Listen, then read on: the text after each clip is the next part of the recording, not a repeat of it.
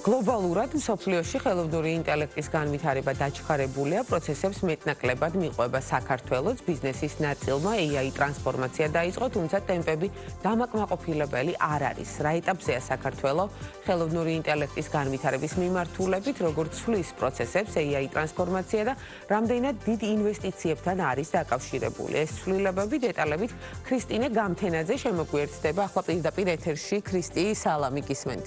თათია, გამარჯობა. საქართველოს ხელოვნური ინტელექტის განვითარების ადრეულ ეტაპზეა, თუმცა კერძო სექტორის წარმომადგენლები ამ მიმართულებით ბოლო პერიოდში განსაკუთრებით ინტერესდებიან და საკუთარ კომპანიებში AI ტრანსფორმაციისთვის ინვესტიციებს ახორციელებენ.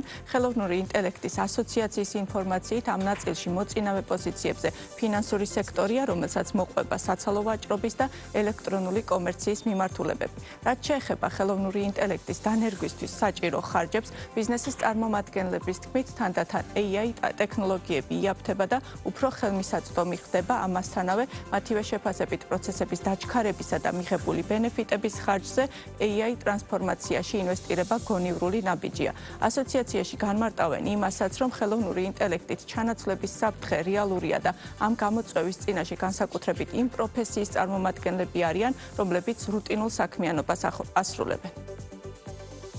ყველაზე მეტად ხელოვნური ინტელექტის ჩანაცვლების საფრთხე აქვთ ადამიანებს, რომლებიც რუტინულად აკეთებენ ერთი და იგივე ტექსტზე ან ხმაზე დაფუძნებულ საქმეს. მაგალითად, კოლ-ცენტრის ოპერატორები, იურისტები, რომლებიც სტანდარტულ შაბლონურ ხელშეკრულებებს ქმნიან. თუმცა, საქართველოს პრაქტიკა აჩვენებს, რომ კომპანიები, რომლებიც ასეთ გადაწყვეტებს ნერგავენ, AI გადაწყვეტებს, არავინ სამსახურიდან არ გაუშვიათ. კი, ეს შეიძლება ნიშნავდეს, რომ კომპანია გაიზრდება მეტი ადამიანის აყვანის გარეშე, მაგრამ ეს არ ნიშნავს, რომ არსებული თანამშრომლები აუცილებლად დაკარგავენ სამსახურს. ჩვენ დავიწყეთ AI-ში მოღვაწეობა 2019 წელს, მაგრამ პირველი 3 წელი ჩვენ მუშაობდით ამერიკულ ბაზარზე, საქართველოს ბაზარზე ჩვენ გამოვედით 2022 წელს.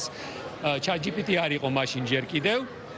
და ამ 3 წლის განმავლობაში მოთხოვნა ძალიან გაიზარდა, იმიტომ რომ 22 წელს რომ მე დავდიოდი კომპანიებში და ვთავაზობდი AI-ს, ხალხი მიყურებდა გაოცებული, მაგრამ ამ ChatGPT-მ და სხვადასხვა AI hype-მა ზოგადად იმატა, ყველა აკეთებს ამას ახლა და ყველა ფიქრობს, რომ ეს საჭიროა. ზრდა არის, არ ვიცი, ყოველთვიურად ალბათ 50-60% და ყოველთვე ჩვენ ვაონბორდინგებს 4 დიდ კომპანიას, რომელსაც სურს ამ AI ტრანსფორმაციის გავლა. 90% და მეტი იძახის, რომ მე მოკლედ ელექტრონული ხელოვნური ინტელექტი ან დანერგილი მაქვს, ან უნდა დავნერგო. თუმცა, რეალურად რაც შეიძლება რომ იყოს ეს მისი ათვისება და გამოყენება ბევრად მეტი შეიძლება იყოს, ამიტომ ამ კუთხით მგონია, რომ დასაწყისში ვართ ჯერ საქართველოს.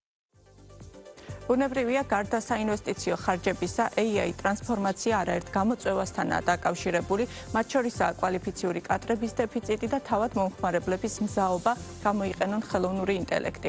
ამასთან, როგორც საქართველოში, ასევე გლობალურად ფიქსირდება შემთხვევები, როდესაც AI ტრანსფორმაციის კუთხით კომპანიებში განხორციელებული ექსპერიმენტები ნაკლებად ეფექტურია, თუმცა წარმატებული AI ტრანსფორმაცია ბიზნეს პროცესებს მნიშვნელოვნად აჩქარებს. 1 ლარი დახარჯული AI-ზე გვებრუნდება 1 წელიწადში 3 ლარად. შესაბამისად, და თვითონაც როგორც რო ვთქვა, აბსოლუტურ მონაცემებში AI-ზე ხარჯები და AI ტრანსფორმაციის ხარჯები არ არის დიდი, თუმცა თავარი ინვესტიცია არ არის ფინანსური ინვესტიცია, თავარი არის ადამიანური ინვესტიცია, რომელიც კომპანიამ უნდა განახორციელოს იმისთვის, რომ ტრანსფორმაცია მოხდეს. ზოგადად ტრანსფორმაცია არის ძალიან მკივნეული პროცესი. ეს არის თავარი გამოწვევა საქართველოში და მსოფლიოშიც, რომ ხელოვნურ ინტელექტს ჭირდება ინვესტიცია, არა მარტო ფინანსური, მაგრამ მეორე მხრივ დრო ჭირდება, რომ ამოიღოს და შეიძლება არასწორად დაგეგმულმა პროცესმა შედეგამდე ვერ მიიყვანოს კომპანია. 95% კომპანიების ვერ იღებს უკან ინვესტიციას, მაგრამ ეს არ ნიშნავს, რომ კომპანიები უნდა გაჩერდნენ და ექსპერიმენტები არ ატაროს. სწორად გაკეთება ამისი მთავარი სირთულე და აქ ჩვენ შეგვიძლია დავეხმაროთ მათ. AI-ის დანერგვის ერთ-ერთი სპეციფიკა არის, რომ თვითონ ამას ეძახით სწავლების პროცესს. პირველ ჯერზე გამოვა შედარებით დაბალი ხარისხის, თუმცა იტერაციულად და გავაუმჯობესებთ ყოველ ჯერზე სწრაფად და შევეცდებით მაქსიმალურად ისეთი გამოცდილების შექმნას მომხმარებლისთვის, რომ მისთვის რთული იყოს განასხვავოს ეს ხელოვნური ინტელექტი არის თუ ადამიანი. რეგულაციურად რა თქმა უნდა ჩვენ გვევალება რომ ვაცნობოთ მომხმარებელს რომ ეს ხელოვნური ინტელექტია. მოლოდინია, რომ საქართველოში ხელოვნური ინტელექტის გამოყენება თანდათან უფრო დაჩქარდება და შესაბამისად ამას მოყვება გარკვეული რეგულაციების დაწესებაც, მაგალითისთვის საფინანსო სექტორში AI ტრანსფორმაციებს ბუნებრივია უკვე არეგულირებს ეროვნული ბანკი, თუმცა ქართულ ბაზარზე ამ კუთხით არსებული მიდგომები სექტორის წარმომადგენლების თქმით დასავლურ ქვეყნებთან შედარებით ჯერჯერობით ნაკლებად მკაცრია. ქრისტი, მადლობა. ქრისტინა გამთენაძე საუბრობდა ბიზნეს პარტნიორის პირდაპირ ეთერში.